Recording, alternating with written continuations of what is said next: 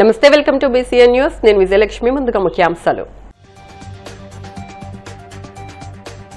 కుప్పం కస్తూర్బా గాంధీ బాలికల పాఠశాల, గురుకుల పాఠశాలను సందర్శించిన నారా భువనేశ్వరి. విజన్తో ముందుకెళ్తే అద్భుతాలు సృష్టించవచ్చని సూచన. హైదరాబాద్ పర్యటనలో జగన్ కు వచ్చిన ప్రజాదరణతో కూటమి నేతల్లో కడుపుమంట మొదలైంది. వైసీపీ జనరల్ సెక్రటరీ జూపూడి ప్రభాకర్ రావు ఎద్దేవా. వాడపల్లి వెంకన్న ఆలయంలో ప్రత్యేక పూజలు, మంగళ వాయిద్యాల నడుమ శ్రీ స్వామి అమ్మవార్లకు మేల్కొలుపు సేవ, ఐశ్వర్యలక్ష్మి హోమం.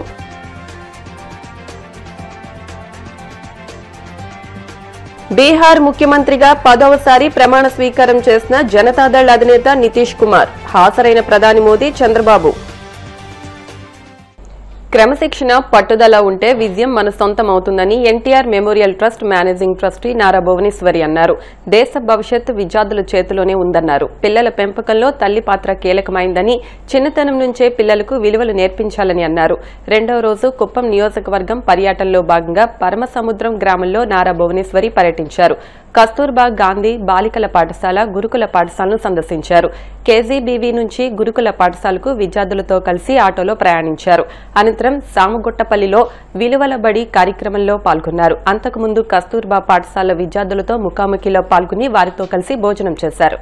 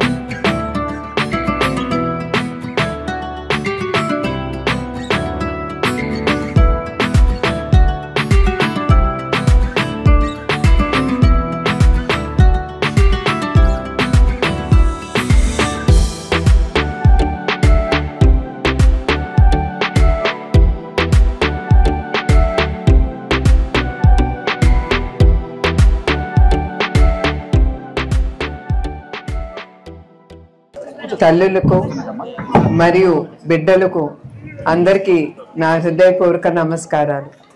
ఎస్పెషలీ మన లెనిన్ గారికి నా కృతజ్ఞతలు, నా ధన్యవాదాలు. ఎందుకంటే ఇంత మంచి ఆలోచనతో ఆయన మన భారత దేశాన్ని లీడర్స్ గురించి ఆలోచించి, భావ్య తరాలు పిల్లల గురించి ఆలోచించి ఇట్లాంటి విలువలను ఈ కాలం మీరు అందరూ చూస్తున్నారు, విలువలన్నీ తగ్గిపోయినాయి. చెడు నేర్చుకోవటానికి నిమిషం పట్టదు, మంచి నేర్చుకోవటానికి చాలా కష్టపడాల్సి వస్తుంది. ఐఎమ్ షూర్ మీరు చాలా కష్టపడుతున్నారు. బట్ తప్పకుండా ఇది మీరు ఒక మంచి సొసైటీ కోసం, అది కూడా ఈ చిన్నారుల్ని రేపు వాళ్ళ భవిష్యత్తు గురించి మీరు ఆలోచించి మీరు ఇట్లాంటి విలువలైన బడిని ముందుకు తీసుకెళ్తాం నాకు చాలా సంతోషంగా ఉంది. ఒకప్పుడు నేను స్కూల్కి వెళ్ళినప్పుడు సోషల్ సర్వీస్ అనేది ఒక సబ్జెక్ట్ అనేది ఉండేది.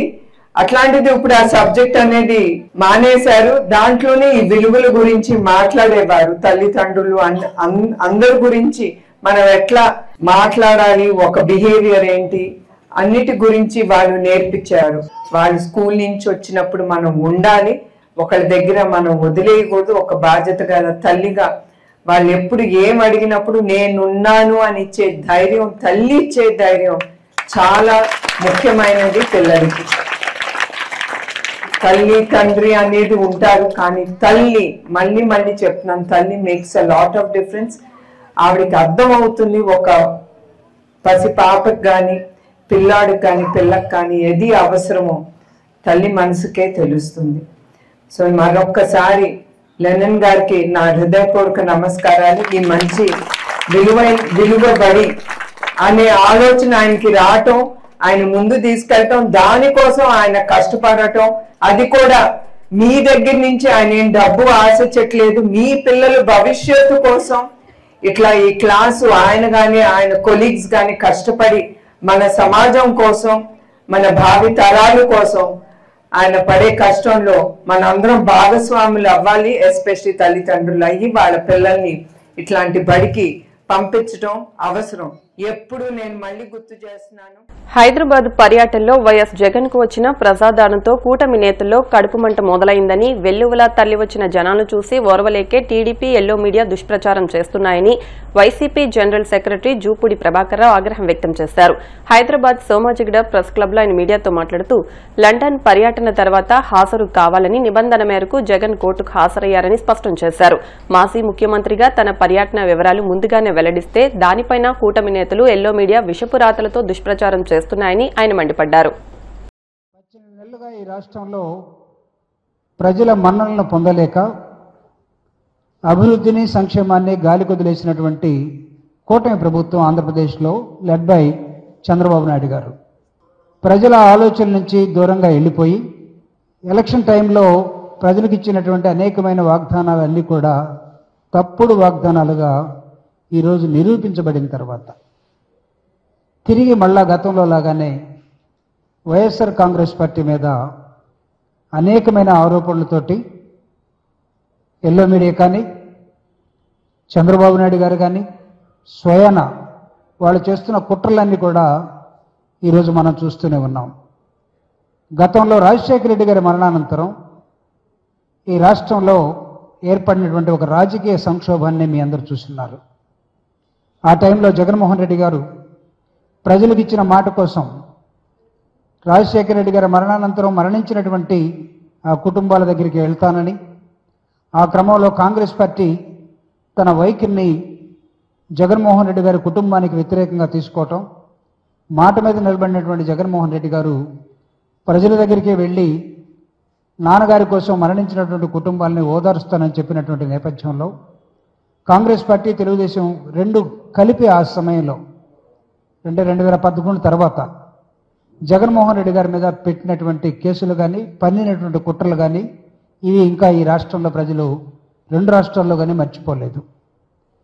అప్పుడు పెట్టినటువంటి కేసులు, ఆ కేసుల్ని ఒక పర్వతంలాగా ఒక శిఖరంలాగా ఎదుర్కొని జగన్మోహన్ రెడ్డి గారు ఓదార్పు యాత్రతోటి ప్రజల్లో తిరిగి ప్రజల మన్ననలు పొంది 2019-24 మధ్యలో పరిపాలించినట్టు పరిపాలన ఈ రోజుకి ప్రజలు గుర్తుపెట్టుకున్నారు.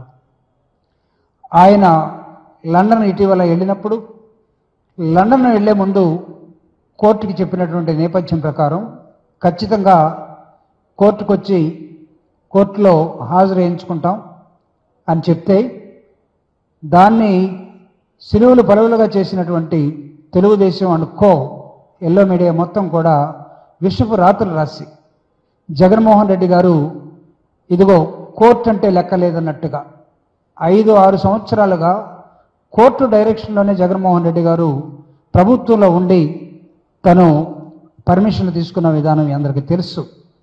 కానీ ఈరోజు కోర్టుకు వస్తూ ఉంటే జగన్మోహన్ రెడ్డి గారి కోసం దాదాపు బేగంపేట ఎయిర్పోర్ట్ కానీ, నాంపల్లి సిబిఐ కోర్టు దగ్గర కానీ, లోటస్ పాండ్ తన నివాసం దగ్గర కానీ వేల మంది జనం జగన్ కోసం వచ్చి చూసినటువంటి విధానాన్ని చూసి ఓర్చుకోలేక మొన్నటి నుంచే తప్పుడు రాతలతోటి ఒక స్వయాన జెడ్ కేటగిరీ ఉన్నటువంటి ఒక ప్రజా ఆదరణ పొందినటువంటి జగన్మోహన్ రెడ్డి గారు నాయకుడిగా తనకున్నటువంటి షెడ్యూల్ని ఖచ్చితంగా ప్రకటిస్తారు. ఎప్పుడు బయలుదేరుతున్నారు, ఎక్కడికి ఎలా చేరుకుంటారు, ఏ విధంగా దారి మార్గంలో ఉంటారు, ఏ టైం పడుతుంది, ఇవన్నీ కూడా జగన్మోహన్ రెడ్డి గారు ఖచ్చితంగా ఒక షెడ్యూల్ ఇస్తారు ప్రతిపక్ష నాయకుడు కాబట్టి. ఇది చంద్రబాబు నాయుడు గారికి తెలియదు కాదు, తను ప్రతిపక్ష పార్టీ నాయకుడిగా చాలా కాలం ఉన్నాడు, ప్రభుత్వంలో ఉన్నాడు, షెడ్యూల్ ఖచ్చితంగా ఇవ్వాల్సిందే. పాపం పవన్ కళ్యాణ్ అంటే కొత్త ఏమో అది మనం పెద్దగా పట్టించుకోవాల్సినటువంటి అవసరం లేదు. కోనసీమ తిరుమలగా వర్ధిల్లుతున్న వాడపల్లి శ్రీ వెంకటేశ్వర స్వామి ఆలయంలో శుక్రవారం ప్రత్యేక పూజలు వైభవంగా నిర్వహించారు. మంగళ వాయిద్యాల నడుమ శ్రీ స్వామి అమ్మవార్లకు మేలుకొలుపు సేవను నిర్వహించిన అనంతరం ఐశ్వర్యలక్ష్మి హోమాన్ని జరిపించారు. అర్చకులు శ్రీ స్వామి అమ్మవార్ల వసంత మండపంలో అష్టోత్తర పూజలు నిర్వహించగా ప్రత్యేక అలంకరణలో ఉన్న స్వామిని దర్శించుకుని భక్తులు తరించిపోయారు.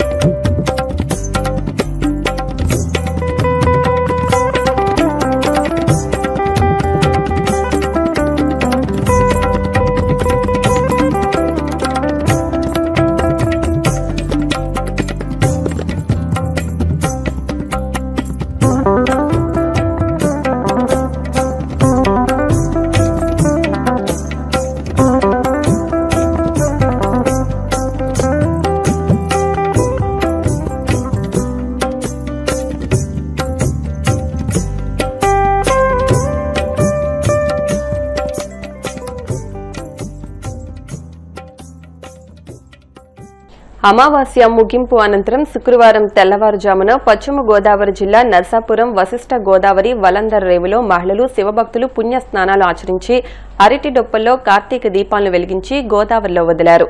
కార్తీక అమావాస్య మర్నాడు వచ్చే పాడ్యమి రోజున పోలీస్ వర్గం వేడుకను నిర్వహించుకోవడం అనాదిగా వస్తున్న సాంప్రదాయమని, ఇది అత్తాకోడళ్ల మధ్య సఖ్యత ఉండాలని బోధిస్తుందని అర్చకులు పేర్కొన్నారు.